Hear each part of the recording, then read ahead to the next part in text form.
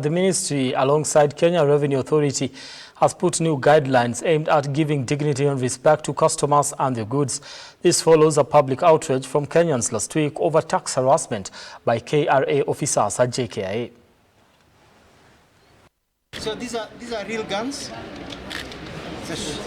Following an outrage of a directive by KRA to tax personal or household items worth $500, approximately 75,000 Kenyan shillings and above, whether new or used by tourists visiting the country, Tourism Cabinet Secretary Alfred Mutua and KRA Commissioner Humphrey Mulongo, while speaking today at JKIA, has given new KRA passenger terminal guidelines in which they say will ease in the burden of taxation.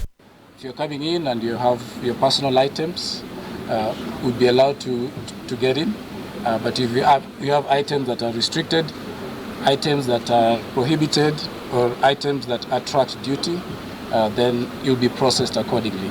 If that bag is scanned and there is nothing worrying about it, you have one laptop, you have one or two phones, they are not packaged for sale, then it's okay, you go through.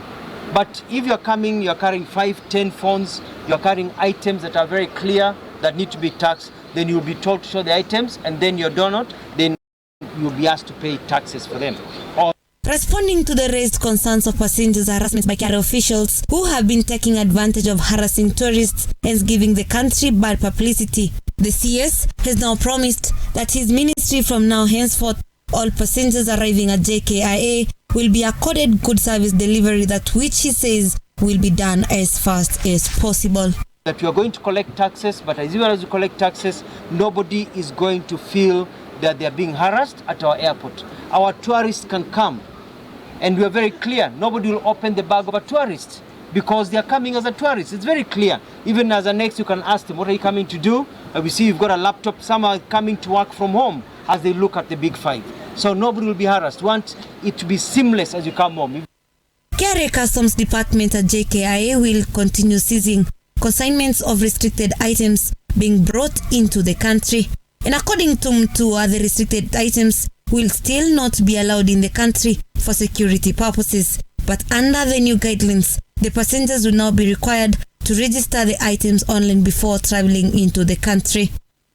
That in our country, we've got a Kenya Revenue Authority, we've got a Kenya Airports Authority that are able to detect guns before they get into our country, that are able to detect explosives before they get into our country, that are able to detect drugs before they enter into our country. And to tell people that you're not going to get away by bringing prohibited and restricted goods to our country, that our people are awake and our security system is secure.